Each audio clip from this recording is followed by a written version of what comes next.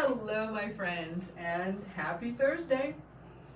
So, today was a beautiful day, a beautiful fall day, and I took a couple of walks with my little dog, and we just really enjoyed the sunshine. But as we are enjoying that last little bit of sunshine, I am noticing so many leaves starting to change. All these little hints of the upcoming season. So, of course, I have been very much in the mood of the change of seasons and fall and the anticipation of more fall colors. And so today I bring you autumn berries and pumpkin patch earrings. And this is my first couple of projects for the upcoming season. Of course, when we look at these, they're berries. I mean, to me, they look like berries. In fact, they very much look like my gooseberries that I love so dearly. I grow gooseberries and so many other berries. And technically, gooseberries are not an autumn berry, but somehow these sort of invoke the changing colors of the season for me. And then, of course, we have the other pair of earrings, and that is the very, very simple and yet whimsical pumpkin patch. Fonda says, good evening, everyone. Happy Thursday. Hi, Fonda, and happy Thursday to you, my friend. Lori says, good evening, Irina and Tony, and sends hearts and pumpkins. Hello, Lori, and thank you so much, my dear, for the hearts and pumpkins. Fonda says, I've started to noticing the leaves changing too. Yes, and it's a bit bittersweet, right? I mean, we love fall, and of course, I'm sure some of you love winter. Me, not so much. I love that first snow, but after 5 minutes of that, I'm done loving it.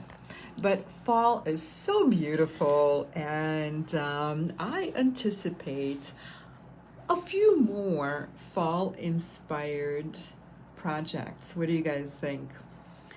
I think, fall colors are so rich and saturated, and it's really fun to interpret them in jewelry. So I think we'll be doing that a few times this upcoming season. Trudy says, hi, everyone. Hi, Trudy. Okay, ladies, so there's not a whole lot to these earrings. I will say, so you see 3 pair of earrings, but it's actually just 2 kits. You may have already found them in the Etsy shop. So the first kit is autumn berries, and so you will actually get both pair of earrings in the autumn, or rather I should say, the components for both of the autumn berry earrings, and then this is the other fall inspired project, and that is pumpkin patch, and it's separate from the autumn berries. Lori says, we have some bright red leaves on our trees here in Illinois. Oh, I know. We got home the other day, and of course, you guys are not very far from us. So we got home the other day, and literally, there was one very, very bright red leaf on a burning bush. So it's, the first little sign of autumn coming in my yard, at least. But I've seen so many we just, last Sunday, we went to this beautiful conservancy in our area in Wisconsin. It's called Horicon Marsh. And some of you guys know about it. It's where you go and watch birds and beautiful nature. and there were definitely some signs of the changing season, but also a lot of gorgeous field flowers, wildflowers, so beautiful. Lori says, so pretty. Thank you so much, Lori. Okay, ladies, so what do you think? Should we get started? So I will say this is a very quick little project. I think I will only demo one earring from each pair. And so why do I need two? I don't know. Okay, so I'm going to demo one earring from each pair. And it is so incredibly straightforward. I don't think you will have any questions, but if you do, I'm right here, so please do ask.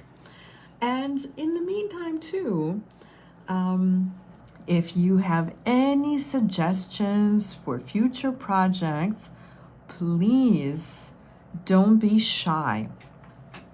So sometimes when I make pieces like this, and I have actually made berry earrings before, different berry earrings. I have made, in fact, in one of my books, there's a berry inspired necklace like this. I literally just thought of it, otherwise I would have grabbed it. But anyway, so how we get something to look like a berry is really by how we stack all of the components. It's all the little things, all of the little tiny details.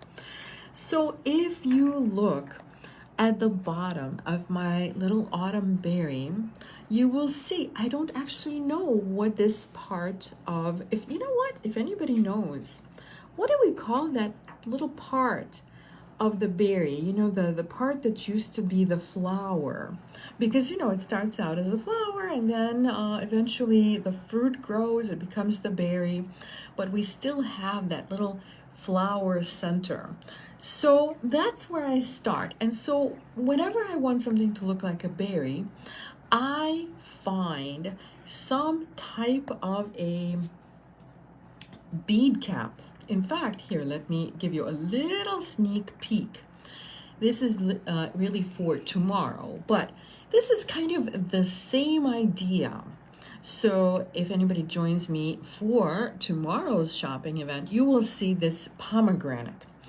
And so you can see that I used a larger bead cap with more pronounced little petals, and it makes our piece look like a pomegranate. In fact, a pomegranate is a sort of I don't know if it's a berry, but a berry is a fruit. It's just usually a smaller fruit. And so the same principle, this little part of the pomegranate would be where the flower starts, right? And then eventually it becomes the kind of the I don't know, not the focal point. What would we call it? Give me a name, you guys. There's got to be a botanist, some type of a plant scientist watching. So let me know what this little part is called. Anyway, so as you can see, this is the same principle. So really, it's all in the stacking. So what we're going to do is string our bead cap onto the ball pin. And I like that it's a ball pin rather than a head pin, although you could use a head pin as well. And it's a little bit curved, so I'm going to just straighten it just a tiny bit with my fingers. And so as you can see, I'm stringing the bead cap upside down. Normally, when we want something like this to hug the bead, it would go on in the opposite direction. But this way, it's upside down, so it's not hugging the bead. In fact, it's going to be sticking out of the bead. Okay, so now we put our bead on. Fonda says, the other day I saw a beautiful tree with half the tree green and the other half red. Oh, it sounds gorgeous. Do you know what kind of a tree it was? So, there's so many amazing trees, and they all change differently. You know, there's this one tree which is always purple on the outside and yellow on the inside. I don't know what it's called, but I know it by sight. So I don't know if you guys noticed, but I kind of experimentally tried the bead one way, tried the bead the other way, and it seems to fit very similarly either way.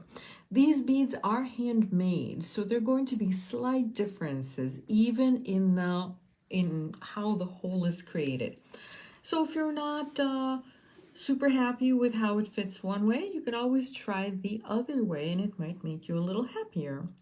And so then I will also point out that it's a fairly large hole in this bead.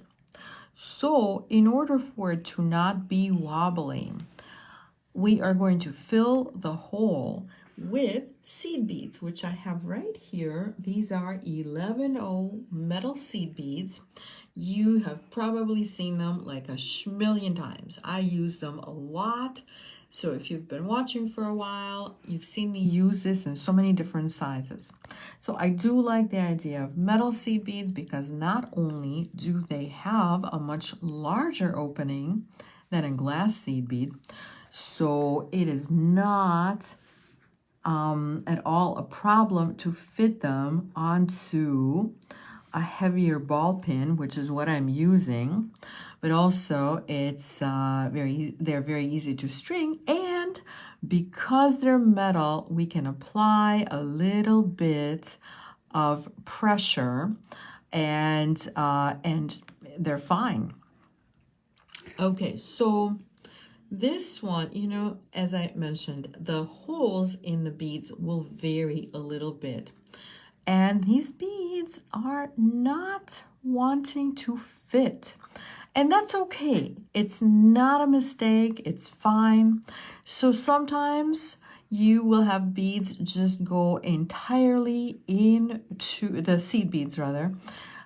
Sometimes they'll go entirely into the ceramic bead. I forgot to mention it is a ceramic bead. And sometimes they'll just kind of want to stay at the top. And either way, it is completely fine. Just for fun, experimentally, we will see what happens if we go through the other bead, just so that you can see that they're different size holes. And I bet, yeah, this one fits. And that is why you have a number of seed beads, and I don't know how many you're going to end up using. It may be that they just fall down all the way into the ceramic bead, or it may be that it stays right here at the top. Either way, it is doing exactly what it's supposed to do. And finally, we are going to string our other bead cap, this little filigree cap, bead cap, that goes on last. And this one is actually going to just kind of gently hug your bead. And that is our entire little berry. Fonda thinks it was a maple tree. Oh, I bet. Yes, maples are so beautiful in the fall. Oh my gosh, I love maples. Lori is wondering if she can purchase just the seed beads. Yes, I Send don't us an see email. why not. Absolutely. You can send us an email requesting the seed beads.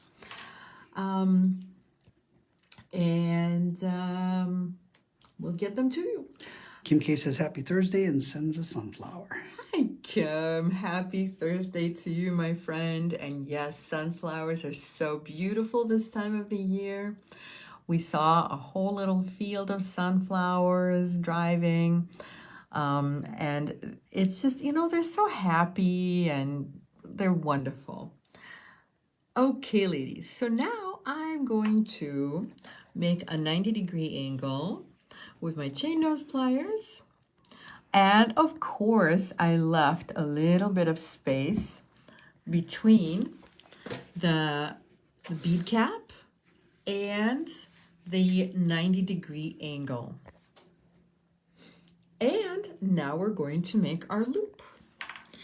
So obviously we're making a wrapped loop, hence the space. And when you leave that little space, you are just going to make 2 little coils into that space, and that's all. So leave the space accordingly. I'm looking at my little space, and it's about 2 millimeters. So I'm going to use my bagel making pliers, and I'm thinking this is going to be, let's see, we're connecting to, actually no, I thought maybe I connected right to the decorative ring, but no, I didn't. So there's going to be a little jump ring that connects. So you can use the small side or you can use the large side, really whatever makes you happy. You can use a round nose pliers. And so here's my half a loop right here. And the rest, I'm just going to show you my half a loop. This is the process of making a wrapped loop. So once it looks like a little question mark, we're just going to continue just guiding with our fingers. And before you commit to wrapping, make sure you look at it, you make certain that it is centered, and now it is ready to coil. So I'm holding on to it with my chain nose pliers, and I am just going to coil into that space. Lori says thank you. My pleasure, Lori. Allie says hi, cute earrings for fall. Thank you so much, Allie. Okay, it looks like maybe I left just a little bit more space. I can actually squeeze a third little coil in, and that is perfectly fine. Our little berry will just have a slightly longer stem. So what I do when I'm making a pair of earrings, normally when I'm not doing it on camera, I will make both earrings at the same time, meaning one little step on one earring, the same little step on the other earring.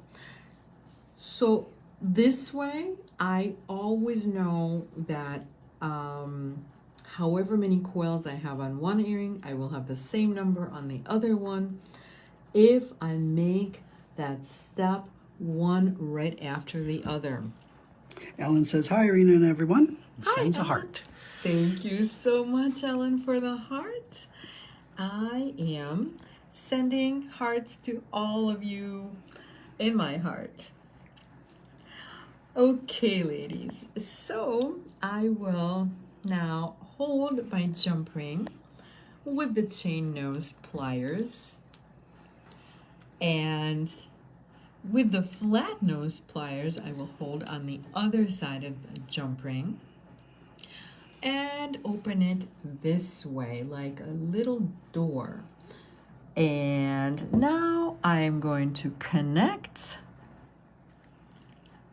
to my little berry component, and then I have a little decorative ring. And so you see the decorative ring, and now we're going to close the jump ring. So as I close it, I brought the two sides ever so slightly closer, so there's a little overlap. And this is when I squeeze, that's why you hear that little click, which is a good thing to hear because that's how we know we're not going to lose our earring. So there's our little berry. And the last step, I mean, it's so quick, it's like cheating. So this is the last step. I'm just connecting to the earring with the ear wire and using the flat nose pliers to close the ear wire. And that's it. We just made an earring. How incredibly simple was this? Ellen says lovely earrings. I apologize for being late. What kind of beads are the berry beads? Oh, hi, Ellen. You are totally fine. Don't apologize. The berry beads, you know what? I didn't really explain the berry beads a whole lot. They're ceramic. They're handmade, which is why they're going to be just a little, there's going to be just a little bit of a variation in the glaze. I don't know if you guys can see the slight variations in pattern, and it just gives the berry beads that much more charm. So yeah, that's really all there is. They are handmade ceramic beads with a large opening, and when you order the kit, you actually get everything for both pair of earrings. And I believe that's all to the berry earrings. What do you guys think? Was that like super, super easy? If you think it was super easy, give me the thumbs up. Okay, ladies, so now I'm going to show you how I made the pumpkin patch earrings. So this is probably just a little bit less intuitive, although it's still very, very simple. So we are going to start with these vintage Japanese leaves. We're going to be, as our main components, we're using these gorgeous vintage Japanese leaves. And again, I'm only going to be doing one, so I'm just going to take one away. And then we're also using another lovely ceramic bead. This is just a little bit larger than the berries. I will tell you though that they're incredibly, incredibly lightweight. And these are the pumpkin patch earrings. These are the pumpkin patch earrings, correct. So, you know, I love pumpkins this time of the year. I have to tell you, we have a neighbor who has the tiniest little pumpkin patch right in their front yard. And the pumpkin is a vine, so it's going up a pine tree, and it's so beautiful. You have these pumpkin flowers in like halfway into the pine tree. It's so cool. Kim K says, such cute earrings. Thank you so much, Kim. Ellen says, thank you, very nice. Oh, thank you. So, so we're going to start. Yes, so this is where I was going.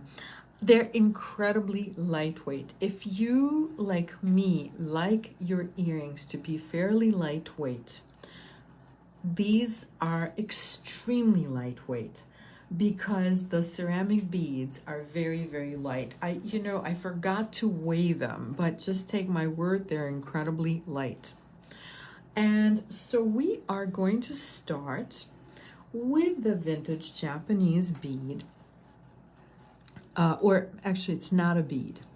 The vintage Japanese head pin. So there's literally a little skinny wire sticking right out of that beautiful glass leaf. And we are going to make a loop out of this wire.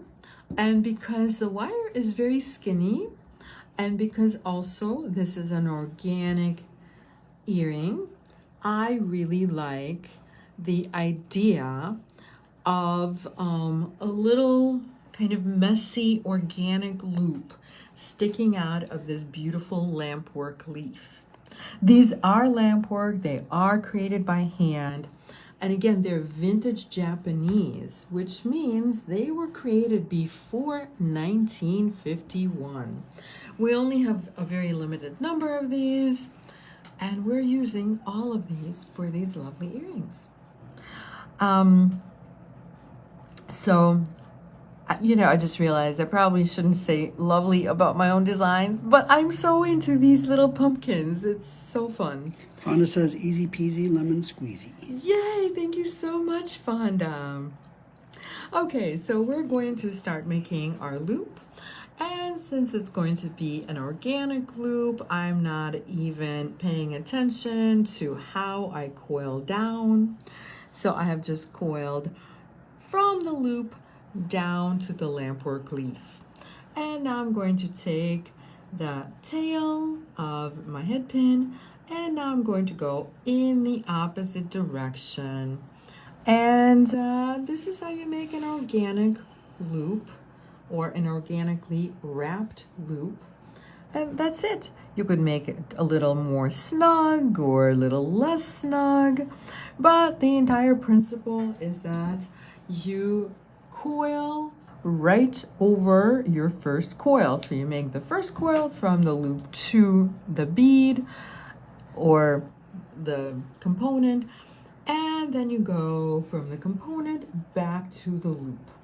And if you get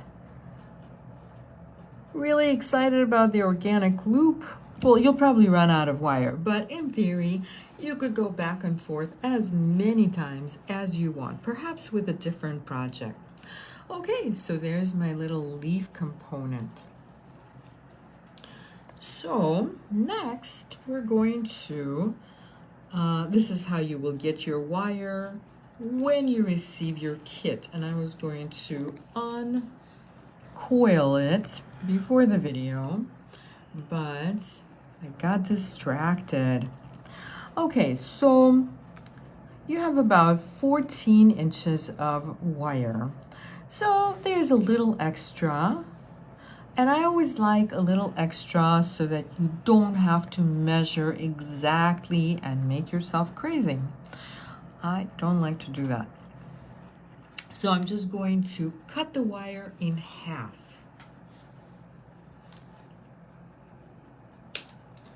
And so once you cut it in half, so obviously one half is for one earring and the other half is for the other earring.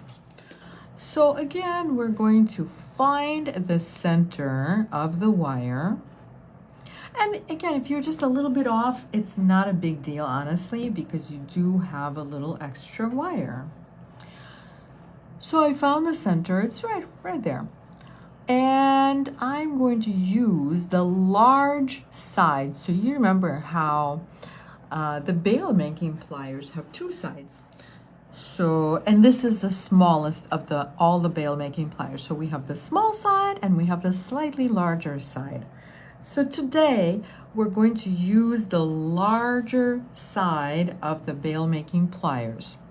And we are going to make a loop with it. So it's not a wrap loop, it's just kind of a loop like that. So just, just kind of crossed over the wires, making a loop just like that. And then I'm going to bend both of the wires upwards with my chain nose pliers. So the idea is that they are going to be parallel to one another. Think of it kind of as what is it called? An eye pin, yeah. I don't really use eye pins, that's why I had to really think about what is it called. So it's almost like an eye pin, except an eye pin just has one wire and a loop at the end, and we have a loop and two wires, right? So we have both ends of the wire. And I'm just going to straighten it out a little bit just with my fingers. And so this is what it looks like. And now we are going to put both ends. We need our leaf.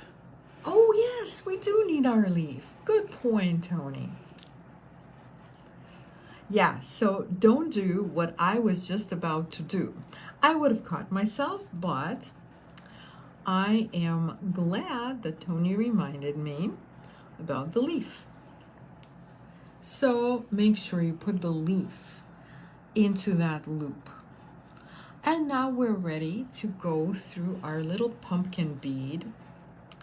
And we're going to do that. You know what, this end is a little bit bent and I think it just needs to go.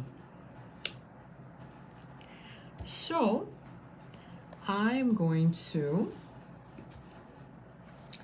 go through the pumpkin bead with both ends of the wire. So now we have our leaf at the bottom hanging from the loop. And what we're going to do now is use our chain nose pliers. And you know, one of the things I really like about this wire, I don't know if you can tell, but it is textured.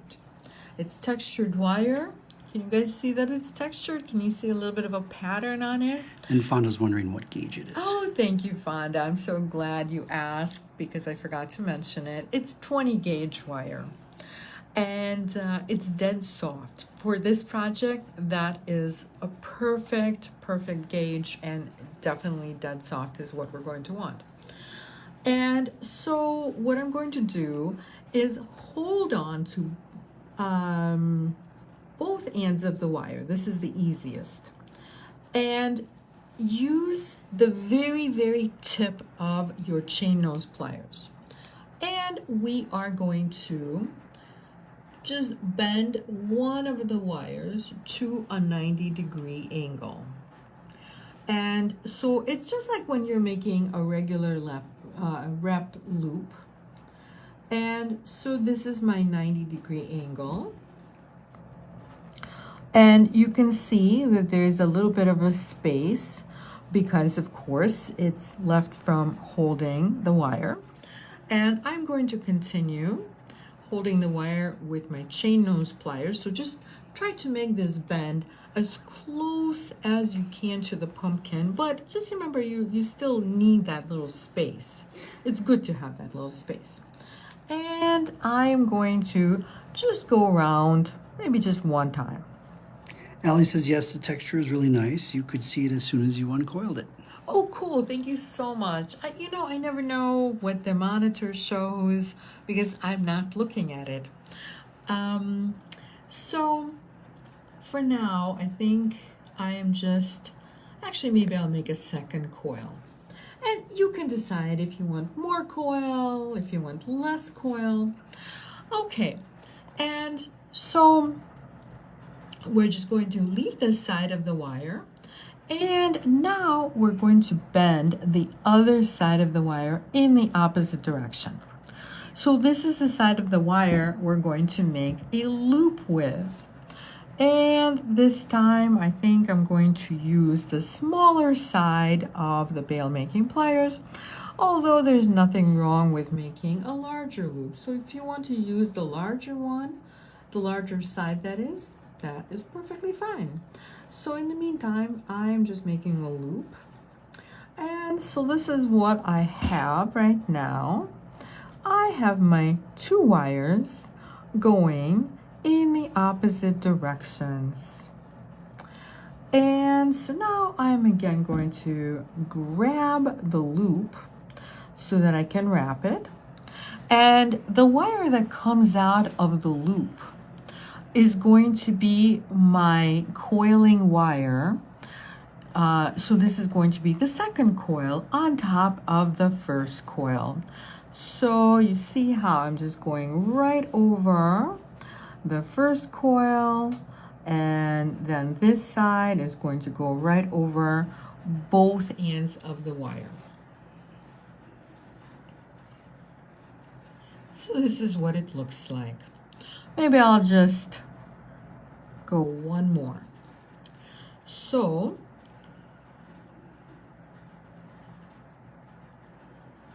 this is exactly how much I need for my little tendrils. This is about 1 inch. So now we just need to get the second wire down to where the pumpkin is. So I ended up with a little bit more coil on this one. As I said, you can have more coil, you can have less coil. It all depends on what you like. So I have, here, let me show you. I have just a slightly more minimal coil on my sample. And since I left a little bit more space, I ended up with a little bit more coil. So, it's a pumpkin. So, if you want to make it whimsical, have more coil. Or if you want to make it a little bit more dainty, have a little less. So now I'm glad I had a little extra wire because I left a little more space, so I ended up with so much more coil. And I see that this is a little bit asymmetrical, so you can always pinch it in a little bit. Just pinch it in with your chain nose pliers, and look, it looks so much better now that I made it a little bit more symmetrical. And now I am just going to make this end of the wire about the same as the other end. So this is what it looks like.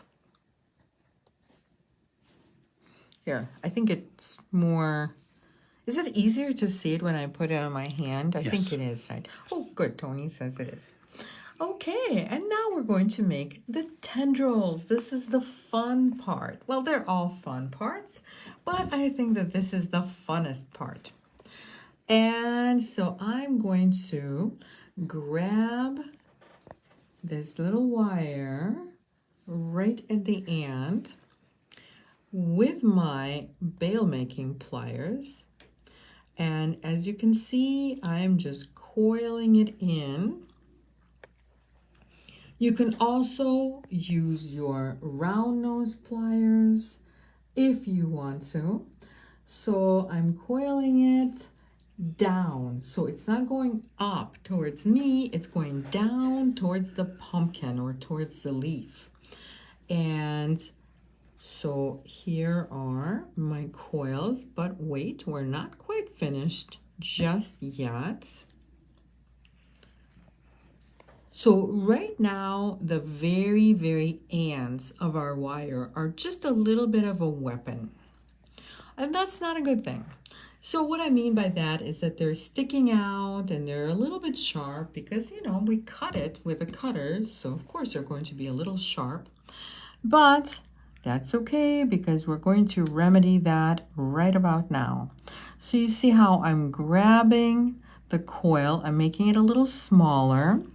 I'm handling it with my chain nose pliers, and then I'm tucking the loop right into the previous loop so that the very end of the coil is not sticking out. It's sort of tucked in against the other wire, so it's never going to catch on anything. It's never going to poke you in the neck. And I'm going to do the very same thing on the other side. So now that I've done this, if I want to, I can kind of rearrange my little coils, my pumpkin vine tendrils. I can spread them out. I can move them if I want to. So, you know, just make it however you want to see that little pumpkin tendril. And that is just about it. I think I like the other side better. Oh, no, maybe I like this side better. What do you guys think? I think this is a really fun side. And we are just going to attach the ear wire to the loop at the top of the pumpkin. And that's it. We're done.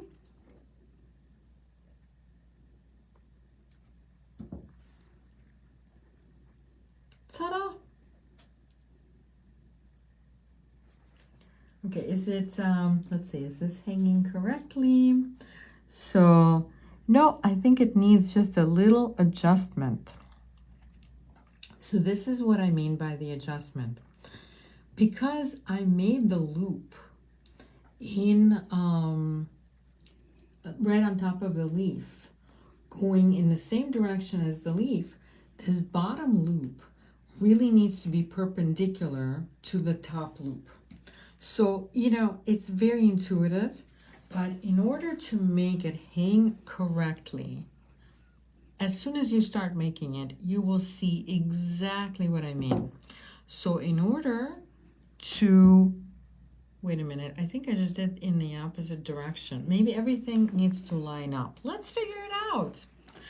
All right, so no, I was right the first time. I had to question myself a little bit. You know, it's good to question yourself. And I believe this is how we want our earring to hang. So you can see the front of the leaf or the face of the leaf. And this is how it's going to hang. No, you know what? You have to play with it. You just have to play with it and figure out if all your loops line up so that the leaf hangs correctly. Oh, yeah, it was just, because it was still moving, it was a little iffy. And I feel like I want to adjust this tendril right here and push it a little bit towards the front. And you can just do that with your hands. And I believe that will make everything beautiful. Fonda says these are such cute and fun earrings. Thank you so much, Fonda. I'm so glad you like these. Okay, ladies, so that is our pumpkin patch. And Trudy says it looks great. thank you so much, Trudy. So here we go. So again, we have our first loop, and that is aligned with the leaf. Then we have our next loop is perpendicular to the first loop, and the very last loop is perpendicular to the second loop, so that it lines up with the leaf. And if you just kind of follow that, it will all fall into place and be beautiful for the coming season. Allie says so cute. It looks like it's got little arms and a little head, and sends a pumpkin. Aw, thank you so much. Yes, this is my little cartoony pumpkin. Kim K says so fun and sends a pumpkin too. Yay, thank you ladies for your pumpkins. Okay, so my friends, so it was a very quick project today. So I hope you are a little excited about the coming fall. And now I'm going to tell you what we're doing for the next week. I'll give you some previews. So tomorrow, I am very, very excited. I actually have not just one, but 2 trunk shows. Not exactly 2, maybe like 1 and just a little bit more. So last week, we had the Diane Hockey trunk show, and that went amazingly well. In fact, we sold out of all the moons. We sold out of the, here, while I'm Fonda chatting. says I see spiders. Oh, yes, this is my spider. And this has to do with the trunk show tomorrow. So, but anyway, so last week, everybody was so excited about Diane Hockey. So if you remember, I did say that if I have more moons and more houses and more hands, I will bring them into tomorrow's event. And I do have more houses and more moons and more hands. I forgot to grab them, but I do have them, so we will see a few more tomorrow. I will only just have one little tray of Diane Hockey's. And then we have our next trunk show, which is from a new artist whose name is Diane. And did I just say Diane? No, I was thinking about Diane Hockey. But no, her name is Marlene. And so Marlene makes these lovely polymer beads. The pomegranate, this is my little pomegranate. So the pomegranate I made.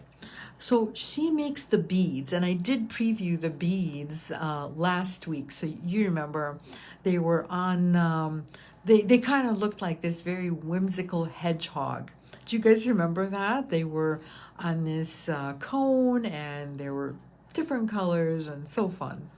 So anyway, so this is one of the beads, and of course the little spider guy. his behind, shall we say, is also one of Marlene's lovely polymer clay beads. And then I have the very classic black and white sample that I made. So this very striking black and white bead, again, is one of Diane's polymer beads. So she uses polymer clay, she has these really wonderful patterns, and her beads just make these beautiful focal points, however you choose to use them. So it is tomorrow during our live shopping event that I'll be showing a few of Diane Hockey's beautiful ceramic beads, as well as Marlene's very fun and whimsical polymer clay beads. Also, I will have some really fun surprises, a lot of other beads, gemstone beads and glass beads that I feel really go well with, in fact, both artists' beads. Kim K says cake pops. Yes, you remember, Kim. Yes, you remember I presented them as cake pops, and tomorrow I will have them on those large wooden skewers as well. Allie says yes, funky cake pops. Yes, yes, yes. And Kim K says I got my little house pendant today in the mail and she loves it. Oh, I'm so glad, Kim. I think her houses are so lovely and just whimsical and quaint. One of our ladies is going on a cruise in just 3 weeks. So we were talking about her cruise today, and I looked up some pictures from the Greek Isles, and you know, those little houses remind me of the Greek Isles. They remind me of the Caribbean, all those gorgeous places where they have lovely painted houses. Anyway, that's tomorrow. And again, it's tomorrow, Friday, September 13th at 9 a.m. Central Standard Time on the Eclectica page. As usual, that is where we do our shopping event. So I hope you guys join me tomorrow. And then, but wait, there's more. I have the casual sparkle necklace, and this is exactly what it says. It's the casual sparkle. It's very, very simple, and just still kind of, you know, how can I say this? Again, when we were talking about the Greek Isles, I'm like, you know, this is something you want to wear on vacation. This is something you want to wear to the beach. Maybe you're going on a cruise. Maybe you just want like a fun little casual necklace with a burst of colors. So this little tiny, very diminutive necklace really packs a lot of color in it. So this is my casual sparkle necklace again. And this is what I'm going to be doing next Thursday, September 19th at 7 p.m. Central Standard Time on my jewelry design page, which is exactly where you guys are right now. And I believe that's all of it. And then we will continue exploring fall colors, both in the upcoming projects as well as the next Friday's video. And you may have already seen the preview of next Friday's video. If you haven't yet, please go to the event page, and you can always say that you're coming. And we love it when we know that you're coming.